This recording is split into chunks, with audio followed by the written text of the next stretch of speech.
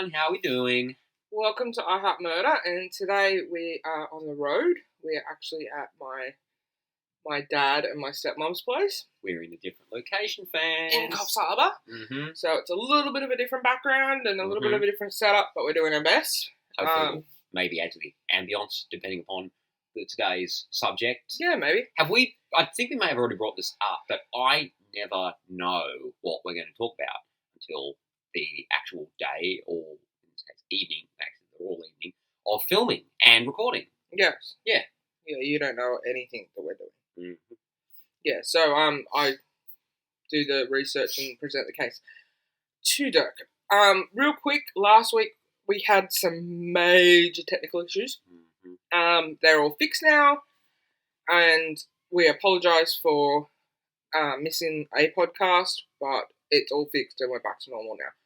Also, my dad and my stepmom are looking after Stormy. That's right. So if you hear screaming or playing or whatever, that's what that is. Yeah. So do we want to get on with it? Let's do it. Because it might be a bit shorter today because we're at somewhere else. That's right. And while your folks are doing the grandparent duties with little Stormy. Yes. Yeah, she's actually awake for this, for once. For once, yeah. Because we're all sleeping in the same room, so we can't do it while she's asleep like we normally do. So, anyway, we're going to do the De Gruchy murders. Ooh. So, this is on the 13th of March, 1996. Yeah. In Albion Park Shell Harbour in Illawarra, so near Wollongong. Yep. Matthew, who was 18, ran to his neighbours saying something was wrong with his mother and sister. So, the victims were Jennifer, who's 40. Yeah. Matthew's mother. His brother Adrian, who was 15, and his sister Sarah, who was 13. Now, Jennifer was bludgeoned in the head to death in her bed. She was thought to have been reading before falling asleep and then attacked when she was asleep. So, carpet was cut from the floor and an unusual blood spatter on the wall at the head of the bed was found. Unusual. Yeah, but she was so badly injured that they needed a blood match to identify her. Oh, that's horrific. There was so much done to her face. And what a way to go out, just in your own downtime, just chilling, just reading. Yeah. And then Sarah was found. Yeah. So she's 13. She was bludgeoned to death, in the head to death, like her mother. But she had linear defensive bruising on her right forearm. Okay. She was listening to a Walkman when attacked, so they don't think that she heard Jennifer get attacked beforehand. Ooh. And there was similar unusual blood splatter on the wall at Okay. the head of Jennifer's bed. Right. Sarah's bed. So that's twice I've got these occurrences. Yeah. Unusual. And then Adrian was found in the garage. Mm-hmm. He was thought to be repairing a wooden chair when he was blitz attacked. So there was... attack. Yeah, like they just came up and just went bang. Right, yeah. Yeah. Rapid attack, yeah. Rapid attack, yeah. So there was linear bruising on his chest, similar to Sarah's, and a circular bruise at the base of his throat.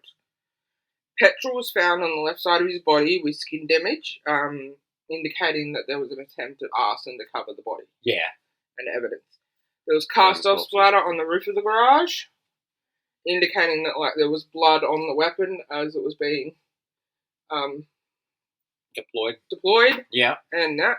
And a red jerry can was found in the garage with the lid open. Right. There was property stolen in 2 rooms, indicating a robbery. A robbery? A robbery? A robbery. It was, Robbie was involved. It was like a little rabbit. A robbery. Yeah. Robbery. Robbie the rabbit. Yeah, Robbie the rabbit. Robbie the rabbit was the chief culprit. Yeah, so... Wonderful question. Indicating a robbery. In 18 boroughs. Yeah, I'll stop now. Yeah, me too. Sorry. So the evidence was diluted blood splatter in the hallway and it was indicating an attempt to clean up had been made. Yeah. Over 60 swabs were taken of blood splatters in the residence. So that's quite a lot. Even for a third, 3-person murder. I was about to ask, is that a typical amount? No, that's a lot. That sounded, way above your average. Yeah. Yeah. There were fingerprints on the jerry can, but they were Matthew's. Yeah. Matthew lived at the house. They filled up the cars from the jerry can, Yeah. and Matthew usually did that. Yeah. So it was all like pretty above board at this point. Mm-hmm. But But this is where things get a bit. So yeah, okay. bit hinky, as Abby would say. Oh, hinky, yes. A little bit hinky. Yes. So there was a wheel brace removed from the car. Now, I know you don't know a lot about cars, but the wheel brace is what you use to take the nuts off the tyres if you get a flat before you jack it up, right? So the debollocking. Yeah, so it's like this nut, this massive nut that fits. Yeah. Like the socket that fits on your nuts. Yep. Stop looking at me like that. I was wondering if you had noticed that I had made a joke. Yes, I You're just ignoring it? I'm just okay. completely ignoring it. All right. Try and keep a straight face, still. So there's a socket that fits onto the car lug nuts. Yep. And then you've got a straight bit that you put pressure on to loosen said lug nuts. You don't want to nibble those nuts. Shut up! I'm not knobby. So that was removed from the car and was similar to the bruising that both Sarah and Adrian had sustained. Yeah. In their battles. Yeah. I love all the military references that are coming out in this episode. A little bit. So this is where it starts getting really hinky. Really hinky. Okay. So carpet fibre was taken from the family car that matched the carpet that was cut from Jennifer's room. Oh. And there was a little bit of blood on it that matched Matthew. Oh. Now, Matthew said he was at his girlfriend's place all night. All night? Alright. Okay. So, there was a sports bag found in a quarry dam near Matthew's girlfriend's place, which had a paper to-do list, like in quotation marks, to-do list. To-do list. That was highly probably Matthew's handwriting by the expert. And it was like a murder list. Like it was get knife, have a shower, do all this stuff, right? Oh, shit on a stick. Yeah. That's, yeah. The missing pieces of carpet were found in the sports bag. The ones that were cut from Jennifer's room. And there were missing articles of property from the residence that were found in the dam with the sports bag. And Matthew denies going into Sarah's room, even though he said to the neighbour there's something wrong with Mum and Sarah. Yeah, so how would you know that? So, there's a couple of theories about what happened, because Matthew's never spoken about the murders publicly. Okay. And I want to put in that these murders were so horrific that a rookie cop who was on her first day's job, right, she only had four years on this force because these caused her early retirement. Okay. Yeah. That's telling. Yeah, so they're pretty hectic. Yeah. Like, all the cops that I saw. Yeah. And saw on the... Because I watched Forensic Investigators. Yeah. Episode 5 from 2004, if you guys want to check it out. Where can they find it, Sil? On YouTube. Okay. It's just on YouTube, guys. That's great. So there are a couple of theories. Yeah. Now, Matthew's dad worked in Sydney. Yep. And apparently he'd been putting a few Ks on the family car. So his parents had decided that, no, he won't use the family car anymore. He'll use the work car. Yeah, well, there's a bit of a distance between that part of... Sydney and Wollongong. Yeah. Yeah, but... That part of Greater Wollongong and Sydney. Yeah, so... But the agreement was that Matthew could use his dad's work car when his dad was home. Yeah. All right? And on this particular night, his dad decided to stay in Sydney, and Matthew wanted to go to Eliza's place, his girlfriend. Yeah. So the theory is that he had requested to borrow the car off Jennifer, and Jennifer had said no. Yeah. And then she went to bed. And so Matthew attacked her. Her first. They think that the order of the murders was Jennifer, Sarah, Adrian. Okay. So I think Matthew attacked Jennifer first, then Sarah, then Adrian took the car, disposed of the evidence because he was 3 hours late getting to Eliza's. She rang at 8 to speak to Matthew about going over to her place, and he's like, yeah, sure, I'm on my way. She rang back at 10, and there was no answer. And he rocked up at 11 saying that he had to stay home because of his mum getting crank calls. Right. And that she wanted him to stay home. Yeah. So she didn't feel so alone.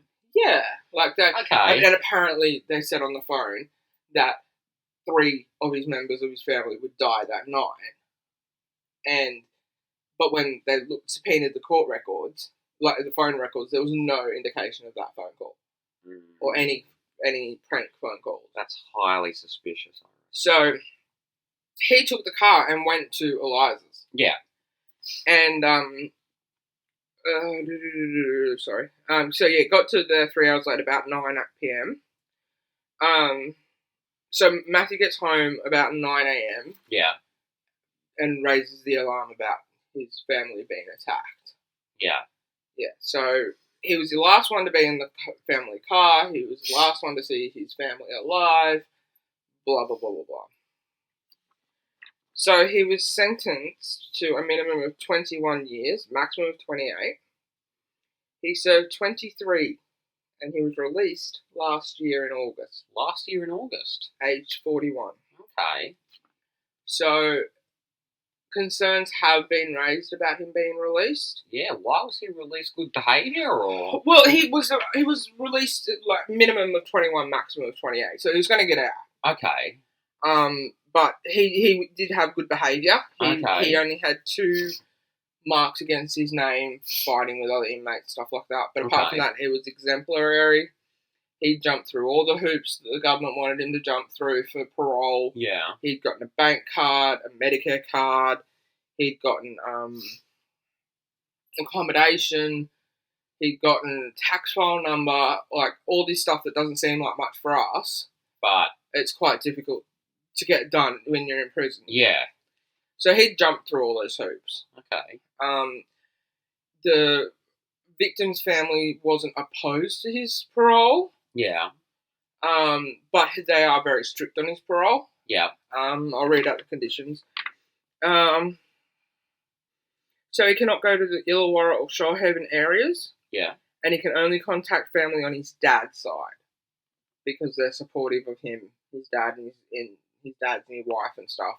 Yeah. Like, his dad's willing to move up to New South Wales so that, like, he can help his son. Okay. He has to undergo psychological counselling every week and contact his parole officer outside of, like, their normal contact parameters. Yeah. He has to contact his parole officers if he has any issues integrating back into society. He can't leave New South Wales. Okay. And therefore he can't leave Australia either. Yeah. But the reason why there's that extra condition about him contacting his parole officer with any issues integrating. Yeah. Is because he spent most of his formative years in custody. Yeah. Like, from 18 to 41, he's been in prison. Yeah. So he's been in prison for, like, a lot of, like, technological advances. True. So he's actually put concerns, like, when they were talking about his parole, he said one of his concerns is that because he spent more than half his life in custody, that he doesn't understand technology, he doesn't understand how that fits in. Like, he wouldn't know what an Opal card is. Like, when you use public transport, when he went to jail, you used cash. Yeah. You hardly ever even use credit cards. So, but now, like, the Opal card... Yeah, it's contactless. For those not in Australia, an Opal card is where you put money on and you just swipe it to get on public transport. Yeah. Like buses and trains and stuff. It's kind of like in this country, it's the FPOS system where you just, with credit cards or debit cards, you just tap it on the scanner in either a train station or in the bus. That's right. Or making transactions in a shop too, and it just takes it out of your Yeah, I think most countries bank have account. something like that in effect now. Yeah, especially with COVID-19. Yeah. It just might be under a different name. Yeah, I know. Like in the States, they have like a Metro card. In the system. Yeah. Like in New York and Chicago and that, they have like a Metro card system where you put money on it and you use it to get on the trains. But even with what's available in terms of educational training and the information you receive as part of the efforts to rehabilitate people who've been incarcerated, there'd still be a limit to the practical realities of a world 23 years on. Oh yeah, he wouldn't know nothing about a lot of what the internet can do now and stuff like that. So it'd be very difficult for him to integrate into the society. But on the other hand, who takes a wheel brace to his family's head over a car? Like, yeah. Hopefully he's dealt with whatever issues he had so that he can integrate into society. I'm all for rehab and helping prisoners after they've served their time to society, but I also don't want someone else to get a wheel brace to the head. Yeah. So, I feel the same as you. Neither do I. Yeah, so it's a very difficult situation, but if he's shown remorse and taken responsibility for his actions and is willing to try to integrate to society without killing anybody, then I'm all for it. Like, everyone, if they feel they can do it, deserves a second chance. And I'm not saying that I agree with what he did and his crime, but he's served his sentence and he's now got to live with the fact that he doesn't have his mother, brother and sister. And it's his fault.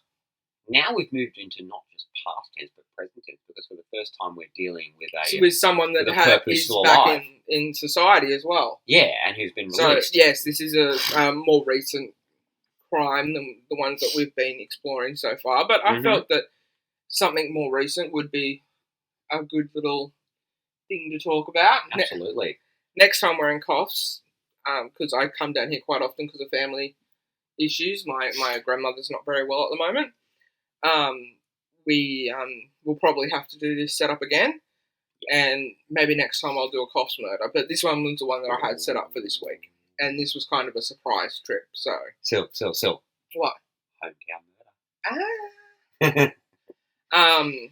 So we'll just see what happens. But yeah, there's been a couple of juicy ones here, so we'll just see. And as I said, this one was a little bit shorter. But a lot of detail, regardless. Well, it is a shorter murder in the fact that it's not a murder spree or a serial killer that we have been covering, or like with the pajama girl, there was a lot of information. Because Matthew hasn't spoken, there's only theories, and the working theory is that he did this crime due to the car, but because he hasn't spoken publicly, we don't know if there's anything else behind that. Like, was he arguing with his mother frequently? Was there something going on there, and he just completely lost it at his mum, and then went and killed his siblings? No one knows because he won't talk about it. No, but we would have in the record there would be transcripts of interviews with the police and court testimony. I saw some of his court. I saw some of his the interview with the police. Yeah, and he was just saying yes and no's. Like, he wasn't getting into it really. That's where we found out that he didn't go into his sister's room. Right. There was just like yes and no's and very short answers. There was no real talking about his feelings or his motivation or why he did it. That was released. So no retrospective 60 minutes interview or anything like that. Even in the parole hearings, he stated his name, his date of birth, and said thank you at the end, and that was it. Okay. He's a very quiet man, obviously. Maybe it's just his extreme way of trying to move on, to move past it. maybe, although it may appear to us on the outside, cold and heartless surface, maybe that's his. He thinks it's his way of showing remorse or something. Well, maybe, or maybe he's just a shy man. Yeah. Who doesn't like talking about what he did, but he does go to a psychologist or a psychiatrist, I don't know which, it's some sort of counselling. Yeah. And he probably goes more in depth in those sessions. Yeah. With someone that he knows can't talk publicly about it, that kind of thing. Like, because there is that whole you don't talk about the client counsellor privilege or something. Confidentiality. Yeah, unless they're going to hurt someone or themselves. Yeah. You don't talk about it outside of that. I don't know what the legislation is around people who are deceased, including, he's not deceased, so they can't release it anyway. Yeah, I mean, after people who are in these therapy sessions, after they've been deceased for, let's say, decades, a long time. I don't know what the legislative situation is. Get rid of notes after 7 years or something, but I don't know if they're allowed to, the counsellors are allowed to testify or anything like that. Yeah. After a certain amount. But in the end, we don't know what Matthew De Gruchy's motivation was. Yeah, and this is not Heart Murders are endorsing that this information should necessarily be released to the public. No, we both see psychologists. Yeah, that's correct. Psychiatrists. And I wouldn't want half the crap I say to be out there. No, but this is just basically spitballing about the potential for any of this information to see the light of day. And if it doesn't under law, that's fine. We accept that. Yeah, well, we have to. That's the law. That's right. Yeah, that's the country we live in, and that's the law of the countries that we live in. So that's right. There's not much more we can do about that. Yeah. So, but we don't know a motive, and so it is just theory about what occurred. And more why it occurred. Matthew's dad does believe he's innocent completely of it, no matter what they found. So, like, the evidence does point to Matthew and only Matthew. Like, there's no other evidence of anybody else being in that house. And his maternal side of the family, from the sounds of it, believe that he's guilty. Oh, yeah, they believe that he's guilty, don't want him to have anything to do with them, but they didn't oppose his parole because it was within the boundaries of his sentence. Yeah. So he was going to get out no matter what. So, but they don't want him to contact them. They don't want anything to do with him. Yeah. Which I think is kind of fair. Yeah, absolutely. They're still quite grief-stricken even after 20 years, and that's understandable as well. Like, that was a horrific way for anyone to die. Mm-hmm. So it's just, hopefully everyone now can have closure and move on. Yeah. Absolutely.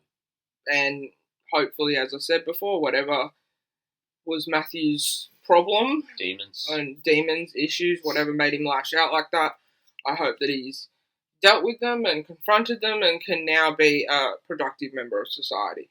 Yeah. That he should have been all along if, like, he hadn't lost it like this. Yeah, exactly. So, that's my theories about Matthew De Gruchy. Thank you very much for sharing them today. And we do apologise for it being a bit shorter, but... and for the delay, as we said at the start. There's a delay. We do have a daughter that needs a bath. Mm-hmm. And it was a shorter murder, but we wanted to get something out there. Absolutely. And it's not that much shorter than our usual ones. Yeah. It's only about 10 minutes shorter than the ones that we usually put out. So you still get some good murder and good murder. Shut up. Some good information about a murder. How's that? Is that better? It sounds like a snuff podcast. Well, like that. Come on. My favourite murder said Australia's got the best murders. So indeed, they did. I'm just covering some of our good juicy stuff. I'm glad that you are doing public service. And I actually really like doing this one because I hadn't really heard about Matthew De Gruchy before. Mm-hmm. I do remember him being arrested and the murders happening because I was like 14 at the time. Mm-hmm. But I don't hear a lot about him. Like, he's not like Ivan Milat or anything like that. So it was very interesting to see someone that like took 3 lives, but there wasn't much information about him. South Coast adjacent homicide. So a lot of the information came from the Illawarra Mercury. Mainly from last year, there were a lot of articles about Matthew's release, but there wasn't a lot of. I could not find much at the time. But it was the forensic investigators episode was amazing. Yeah. So it's just episode 5, season 1, Matthew De Gruchy, and you will find the documentary-ish thing on it. So yeah. So you can find us on social media. I Have Murder. Drop us a tweet or talk to us on Facebook. Send us an email. We've gotten some requests that will be coming up over the next month. And then we'll be back to our regularly scheduled programming from now. Absolutely. Yeah. So we have a request for Carl Williams. Yes. So we'll be covering him in the next month, but not next week. Next week will be our first female murderer. Ooh. I won't tell you who it is. No, and I won't try and pick your notes beforehand. No, you've been very good about not picking up my notes. Oh, shucks, thanks, Sil. So I do appreciate it. That's all right. All right, guys. All right. Murder Fiends, we'll see you next week. See you next week. Bye. Bye.